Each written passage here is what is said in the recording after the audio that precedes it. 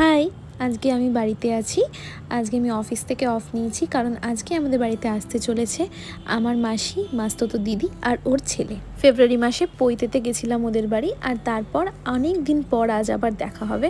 তো তাই জন্যে আজকে আমরা ভীষণই এক্সাইটেড। আমি যেহেতু অফিস থেকে অফ নিয়েছিলাম, সকাল সকাল উঠে আমি আমার ডেস্কটা ঠিক করে নিয়েছিলাম, আর জানলা একটু মোছামুছি ছিল সেগুলো করে নিলাম। তারপর স্নান করে এসে দেখলাম, দেখো ব্যালকনিতে দুটো অপরাজিতা হয়েছে। আর অপরাজিতা ফুলটা আমার হলে না ভীষণ মনটা খুশি খুশি হয়ে যায়। টগরটা তো নর্মালি হয়, কিন্তু অপরাজিতা ফুলটা হলে আমার মনটা খুব ভালো হয়ে যায়। আজকে টগরের কাছে কুড়ি এসে গেছে, আজকে হয়নি, তবে কালকে এটা ফুটে যাবে। 12টার মধ্যে আমি স্নান সেরে ফ্রেশ হয়ে গেছিলাম। আমার হাজব্যান্ডও ডিউটি থেকে ফিরবে, কাল থেকেই সব কিছু আনিয়ে মোটামুটি রেখেছি, তাই আজকে অ্যারেঞ্জমেন্টের তেমন কিছু নেই। তবে আজকে যে রান্নাবাড়িগুলো করানো হয়েছে সেগুলোই আজ একটু গুছিয়ে গাছিয়ে রাখছিলাম। আর এদিকে মাসি আম শসা এগুলো কেটে রাখছিল। আর এই খাবারগুলো আমার শাশুড়িমা পাঠিয়েছেন। এই বুকেটা আমার মাসি গিয়ে বাজার থেকে নিয়ে এসছে। আমি বললাম, যাও একটা সুন্দর বুকে তাহলে তুমি যদি নিয়ে আসো তাহলে এখানে সাজাতে পারবো। মাসি ফুল আনতে গেছিলো, তাই জন্য মাসি নিয়ে এসছে। আর এই যে দেখো, হাজব্যান্ড আজকে অফিস থেকে আসার পর আমাকে এটা দিল, বললো প্যান কোম্পানি থেকে এই গিফটটা দিয়েছে।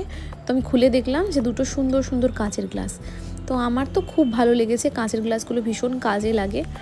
তারপরে আমি ওকে খেতে দিয়ে দিয়েছিলাম, কারণ ও ভীষণ টায়ার্ড ছিল, 24 ঘন্টা ডিউটি করেছিল আর কল করেও এসেছিল। তাই জন্য আমি ওকে বললাম, তুমি লাঞ্চ করে নাও। দিদিদের আসতে 2:30 মতো বেজে গেছিলো, একটু দেরি হয়ে গেছিলো। তারপর আসার পরেই আমাদের গল্প হয়ে গেল শুরু। আর দিদি না আমাকে খুব সুন্দর একটা হার দিয়েছে। দেখো, এই হারটা আমি খুব জলদি শাড়ি বা স্যুটের সাথে পেয়ার করব। হারটা ভীষণ সুন্দর। তারপরে আমি ডোডোকে খেতে বসিয়ে দিলাম, কারণ ছোট্ট মানুষ তো, অনেক দেরি হয়ে গেছিলো। তারপর সবাই আমরা একসাথে খেতে বসে গেছিলাম। আর আজকে লাঞ্চে ছিল ভাত, বাসন্তী পোলাও, ডাঁটা চচ্চড়ি, আলু পোস্ত, শাক, ধোকার ডালনা, পনির, চাটনি আর ছিল দই মিষ্টি। লাঞ্চের পর আমরা সবাই মিলে একসাথে বসে পৈতের ভিডিওটা দেখছিলাম। পৈতের ভিডিওটা এখনও ফাইনাল আসেনি, তো রাফটাই আমরা দেখছিলাম। তো আমি এখান থেকে একটা শর্ট নিয়ে নিয়েছি, যেখানে আমি ওর থেকে ব্রতভিক্ষা নিচ্ছিলাম, কারণ এই মোমেন্টটা ভীষণ সুন্দর একটা মোমেন্ট। তারপর আমার একটা হঠাৎ করেই কাজের কল চলে আসে, তো সবাই একটু রেস্ট নিচ্ছিল, তখন আমি একটা ভিডিও শ্যুট করে নিয়েছিলাম আমার প্রমোশনের কাজ। এখন যেহেতু খুব ভালো আম উঠেছে, বিকেল দিকে আমরা সবাই একটু আম খেয়ে নিয়েছিলাম।